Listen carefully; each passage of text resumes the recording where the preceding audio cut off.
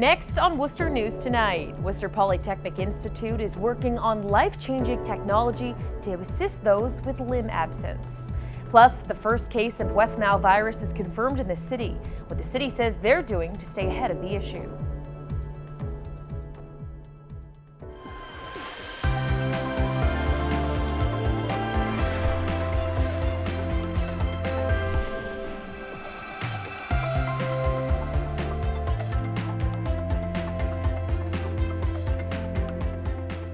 Good evening and thank you for joining us. I'm Anna Botari. Worcester Polytechnic Institute is working on life-changing technology in a new prosthetic device. Our Gretchen LaRosa joins us now live from WPI with those details. Gretchen? Anna, wouldn't you say the future of technology is wireless and hands-free? Well, here at WPI, they're working on innovative technology that will make life easier for people with missing limbs.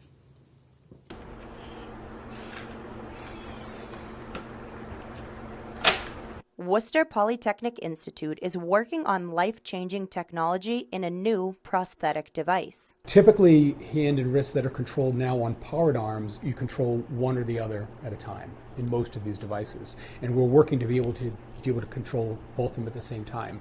WPI professor Ted Clancy is partnering with local experts to develop wireless sensors in the device. Clancy has been working on the project for about 5 years and says there have been many challenges along the way. The biggest challenge actually is for a good fit to hold the socket and prosthesis onto the user. The sockets are going to go away and instead there will be direct connection to the bone.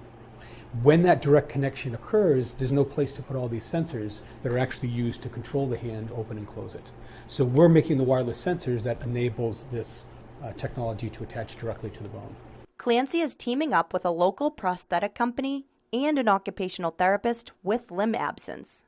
Debbie Latour was born without her right arm from her forearm to her hand. She says this technology will make a world of a difference for people in need of prosthetic limbs. If we can help to make someone's life easier, if we can help people to enjoy the activities that are meaningful to them, if we can help people to be able to engage socially in public with better control of their prosthetic technology, that means that they're likely to be less isolated.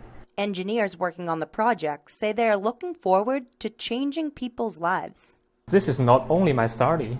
I really hope that to use my work to help them to change their life. Now, Clancy says they'd like to get their work into a prototype prosthesis in the next 6 to 12 months. Live in Worcester, Gretchen LaRosa, Worcester News Tonight. The Green Hill Neighborhood Association celebrating a grant to improve safety and transportation in the area. The Neighborhood Association says they're the first in the state to receive a transportation justice grant from Transportation for Massachusetts. The $7,500 grant will go towards the Reimagine Lincoln Street project. Friday, the group held its annual picnic at Grant Square Park, where they asked for people's input on what they want to see the grant go towards. With all the congestion, we're going to ask them what's their problem and what they need to be done to improve the place. It's a gateway to downtown. It has not been treated that way at all. We don't expect to be Shrewsbury Street, but we would like to have the city pay a little bit more attention to that main corridor. The association will give a final report to the city in January. Also at the picnic, the association recognizing some of their neighborhood partners. Men from the Channing House received the Good Neighbor Award. Each year, men from the house volunteer at the picnic. They also stay active throughout the year, helping to improve the community while working on their recovery. West Nile virus is detected in mosquitoes in Worcester. Central Mass Mosquito Control Project is working with the city to spray down neighborhoods close to where it was detected. Residents are reminded to take preventative measures to protect themselves. Our Chandler Walsh has those details. The city of Worcester confirms its first case of West Nile virus in mosquitoes this summer.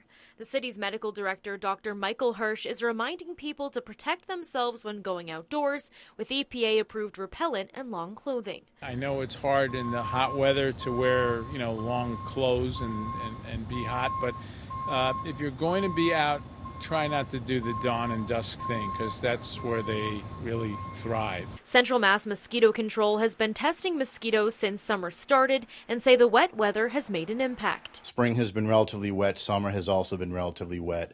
So we have seen some species come back to either record or near record levels. They'll be spraying a targeted area on the east side of the city where West Nile was found. The spray program is designed to minimize mosquito populations after they've hatched. We do the spraying after sunset when mosquitoes are most active. People can stay in their homes and reduce the exposure from this pesticide. Hirsch says most people who test positive for West Nile don't notice symptoms. For those who do, he says symptoms are flu-like. More serious cases are rare and occur in people with compromised immune systems. Those are the kind of cases that we like to have evaluated so we can test your blood and we can see that you've been infected. The city's mosquitoes are also tested for Triple E and Zika, but none have been positive. Hirsch says there have been no human cases of West Nile so far this year. There was one in 2018. There's an elderly gentleman. I mean, he did well, but he definitely had it, and he recovered. The city also recommends removing any standing water from around your home where mosquitoes could breed. People can opt out of spraying on their streets on the city's website. In Worcester, Chandler Walsh, Worcester News Tonight. Cumberland Farms will now be under new ownership as a British retailer purchases the company. EG Group bought the Westboro-based company for an undisclosed amount. Cumberland Farms operates around 600 retail stores and fuel stations across 7 Northeast states and Florida. They employ about 9,000 people. EG Group says the purchase will expand its network to a total of nearly 1,700 stores in 30 states. A popular city restaurant is set to open a second location in central Massachusetts. The Fix Burger Bar is coming to the former location of Allura Ristorante in Marlborough. Allura closed in February after being evicted by its landlord. The Fix Burger Bar is operated by Niche Hospitality Group in Worcester. President Mike Cavino says the Fix will be a good fit for the Marlborough area. It's awesome because you can have lunch quick and timely. It's actually healthy, believe it or not. You know, you can get your burger bowls, fresh salads. So it's just really a great overall concept for whether you're working or playing with the family. So that's what's fun about it.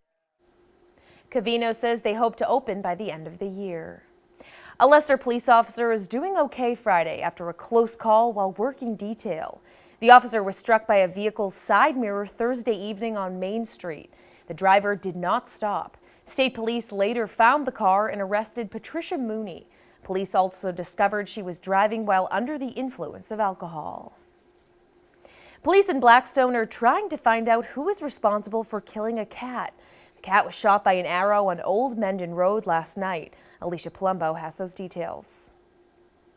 He was walking up to me meowing. Donald Ingersoll and Braylon Allen's 8-year-old cat Lily was coming inside their Blackstone home around 6:30 Thursday night when they realized something was very wrong. I opened the slide door and he was walking up the steps, and I heard something hitting the steps. Blackstone police say the cat had been shot by this foot-long arrow. Through a rib, through maybe his stomach or lung, and it went out the other side, but it was in him. And despite rushing him to the vet, Lily had to be put down. Now the couple fears for the safety of their other cat and their 3-year-old daughter. I don't even want to think about leaving, bringing Maisie outside and she's in the yard, and it just like stuff like that scares me now, and it shouldn't, that somebody like that's around. It's also scary for people who walk this bike path and play in this playground just steps from where Lily was likely shot by the arrow. I think that's horrible. Why would anybody ever want to do anything like that to a poor defenseless animal? I can't imagine. So somebody had to come real close to that cat to really hit it, because there are not that many people, I've done some hunting, who are good with a bow and arrow. Considering I have 3 cats, I think that's absolutely disgusting. I hope the person gets prosecuted to the full extent. Blackstone police say the arrow was possibly fired by a crossbow. They're asking anyone with any information on this crime to give them a call. In Blackstone, Alicia Palumbo, Worcester News Tonight. Oxford police are asking for the public's help identifying someone they say may have used counterfeit money.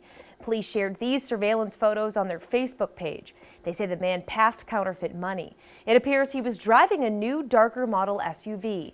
If you have any information on the man's identity, you're asked to call Oxford police.